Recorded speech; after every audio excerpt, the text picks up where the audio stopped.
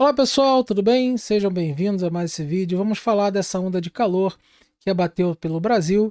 Isso, o que aconteceu, né? Por que ela se formou, por que foi forte. E inclusive também vou comentar rapidamente desse acontecido no show da Taylor Swift, que na sexta-feira, né, simplesmente uma fã veio a falecer por causa do calor. Estava muito quente aqui na sexta-feira no Rio de Janeiro, pessoas em volta do estádio, né, durante muito tempo sem hidratação, lá dentro no estádio lá do Engenhão, né, onde tem um estádio de futebol, né, tava muito quente, muita gente junta, pouca hidratação, muita emoção, por causa do estádio fã, assim, realmente acabou não dando e a pessoa passou mal e infelizmente veio a falecer. Bom, mas o que causou essa onda de calor? Até mesmo na sexta-feira, né? Isso foi na sexta.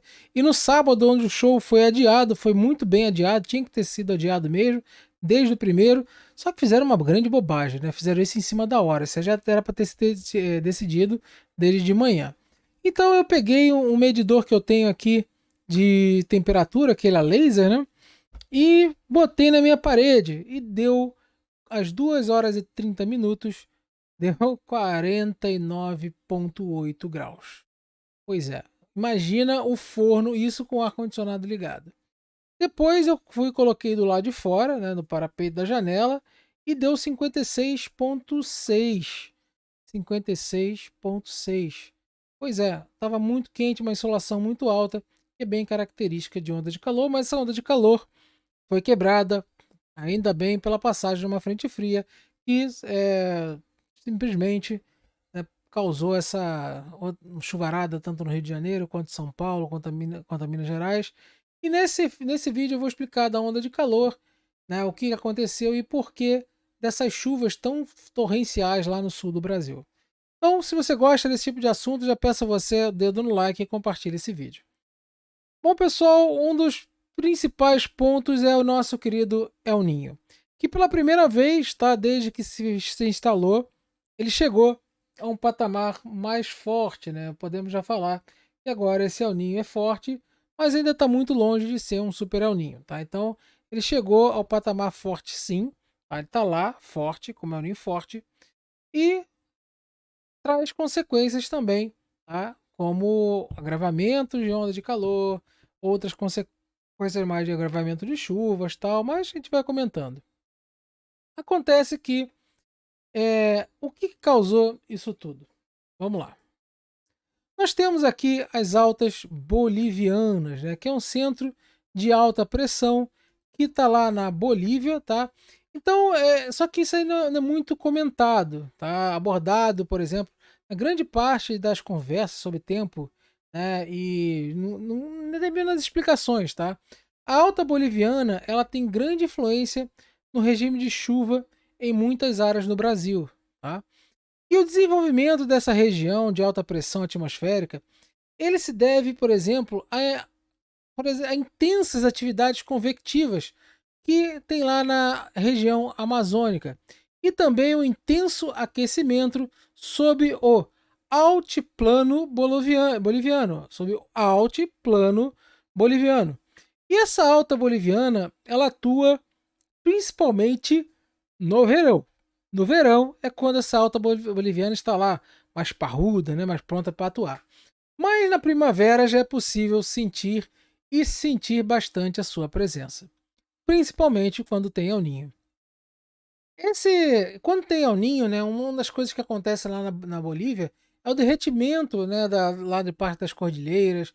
Você tem um maior derretimento, um maior degelo, tá? Justamente que se fortalece as altas bolivianas, como vocês estão vendo aqui no mapa, né? Quando se forma aqui mais ou menos sobre a Bolívia, ele se fortalece, tá? E se fortalecendo da forma que ajuda a derreter mais esse gelo aqui na Bolívia e tal. Bom, e durante. O que acontece? Durante o passar, ela se forma e ela se desloca às vezes para o centro do Brasil, dependendo de como esteja, tá, a sua força. Se não tem, por exemplo, uma faixa onde tem muito transporte de umidade, então não deixa ela vir aqui para cá, né, muito mais para dentro. Então ela vai e se forma essa essa cúpula de calor, essa onda de calor, que nada mais é que um centro de alta pressão, tá? Que faz com que o ar ele desça e aqueça diabaticamente. Então imagina esse ar quente pressionando a superfície e expulsando, né, qualquer possibilidade de nuvens de chuvas. Tá? Pode formar poucas nuvens, o céu fica às vezes muito límpido, ou se tem umidade, o céu ele fica meio acinzentado, naquele azul meio cinza, que dá aquelas nuvens médias e altas. E aí, gente, quando dá essa nuvem, aí fica aquele troço abafado pra caramba, porque a umidade está presente. E lembrando, nuvens baixas diminuem a temperatura, nuvens médias e altas, principalmente, aumentam a temperatura. O feedback positivo é maior. E aí o que acontece? Quando nós temos com isso, né? Quando nós temos isso aqui, ó, é o ninho instalado. O El Niño instalado, ele já dá uma fortalecida na formação da alta boliviana. E com isso, o que acontece? Nós temos aqui no Brasil, ela se desloca um pouco mais para baixo, tá? Ou seja, se desloca um pouco mais ali para o centro-sul e ela se fortalece.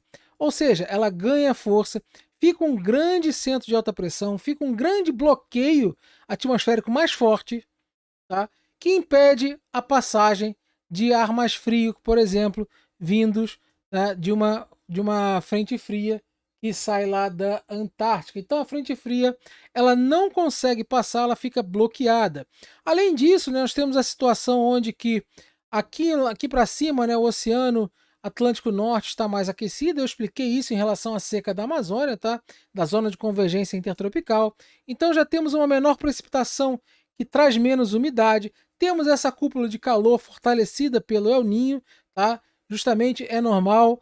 E ainda temos uma outra questão aqui no Nordeste, que as ondas de leste já cessaram, né? Que as ondas de leste são aquelas ondas que vêm lá das monções asiáticas, que passa pela África e vem desembocar aqui no Nordeste, que atua nos meses de outono e inverno, né? Como já saiu desses meses, o Nordeste fica até mais seco, mais propício também a essa dominação por onda de calor. Então começa a chover só mais um pouco aqui na costa, mesmo assim menos, tá? Justamente por causa do efeito do oceano. Agora, quando essa onda de calor encontra uma frente fria, essa onda de calor, centro de alta pressão, expulsa, né, aquele vento. Então dá aquele vento quente. Então, quando nós temos esse vento quente em frente a uma onda de calor, o que acontece? Há uma rápida formação de chuva.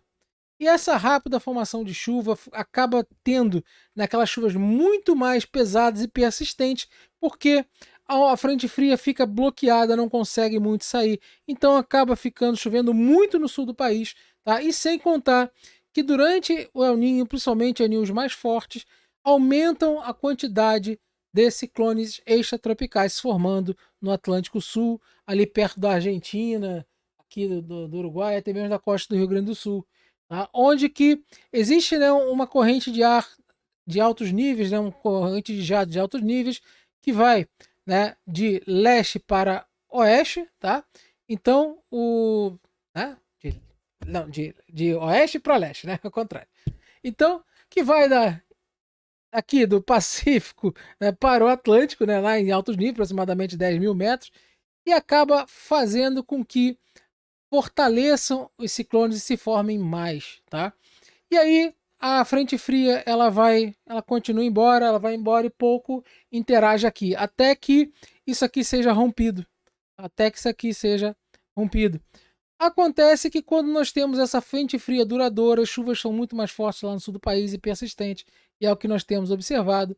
E acontece que essa onda de calor impede, né, que essa frente fria entre, a não ser que quando ela já comece a perder força, a frente fria consegue furar o bloqueio, aí tem aquela tempestade. E no Rio de Janeiro, em especial, nesse sábado que foi adiado o show da Taylor Swift, simplesmente nós estávamos sobre uma pré-frontal. Além da onda de calor, além disso tudo, nós estávamos numa pré-frontal. O que é uma pré-frontal? É que vem antes da frente fria. Então, ele empurra todo esse ar quente e mais úmido para onde está indo. Então, sempre antes de uma frente fria mais quente. Então, já estava uma onda de calor, já estava uma coisa muito forte. Ainda teve essa pré-frontal aqui no Rio de Janeiro, que acabou de causar esse estrago, temperaturas altíssimas, recorde 42,5 que teve aqui no Rio de Janeiro. E é isso aí, né? Essa fonte natural. Ondas de calor são normais em qualquer lugar que pode ter, Europa, Estados Unidos, tal. É medido que durante a era de satélite houve um aumento, sim, na quantidade de algumas localizações e na duração da onda de calor, mas também há relatos de antiguidade, principalmente da Idade Média, lá quando um período foi bem mais quente, né, também lá no início, lá no período romano, tal, no minuano, tal, e outras coisas mais. Nós temos relatos que tivemos algo que foi dito, né, que foi uma onda de calor muito forte, muito intensa. Só que com o advento de satélites, esses dados têm 40 anos, eles podem ser mais precisos. Então, na minha humilde opinião, ainda é uma tendência muito curta de observação de dados para que você possa determinar qualquer tendência. Aumentou o tempo? Aumentou a quantidade? Sim, aumentou.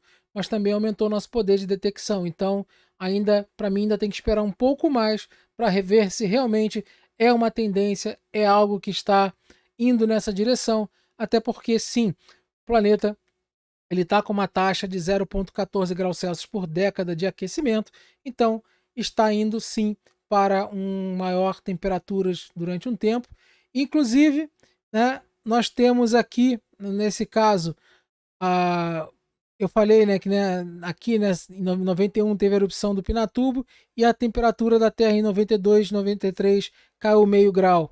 Aqui em 2022 tivemos a erupção do Tonga-Ronga Rapai, a temperatura estava lá embaixo por causa do El Ninho, do Laninha, perdão. Juntou com o El Ninho a temperatura, provavelmente esse vulcão adicionou de 0,4 a 0,5 graus Celsius nessa temperatura, podendo chegar a 0,6, tá? Não é muito ainda, né, sabido, mas é sabido que vulcões, quando atingem a estratosfera, altera o clima.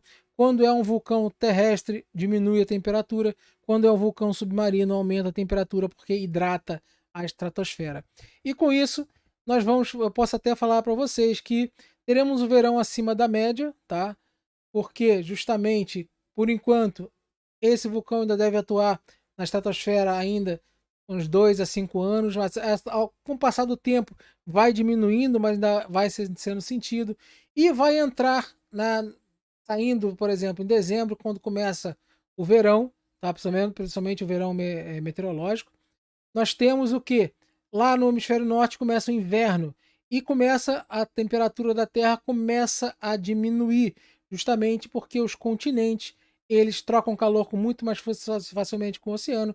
Então o hemisfério norte vai dar uma contribuição para a temperatura média cair. Não quer dizer que vai ser mais quente ou mais frio com relação a anos passados, mas estou falando da climatologia geral do planeta, tá? Onde que ainda vamos sentir aqui o efeito do El Ninho. Tá? O El Ninho se fortaleceu, injetando um pouco mais de calor na atmosfera durante aí os 2, 3, 4 meses. Nós vamos sentir ainda esse efeito.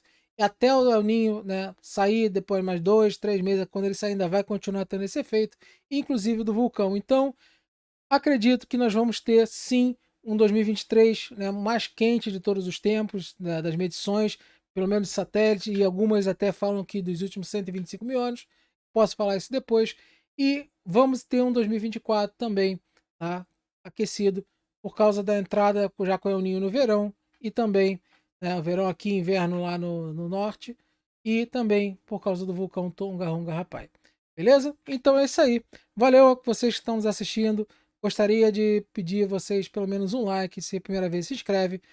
Grande abraço, até a próxima, pessoal.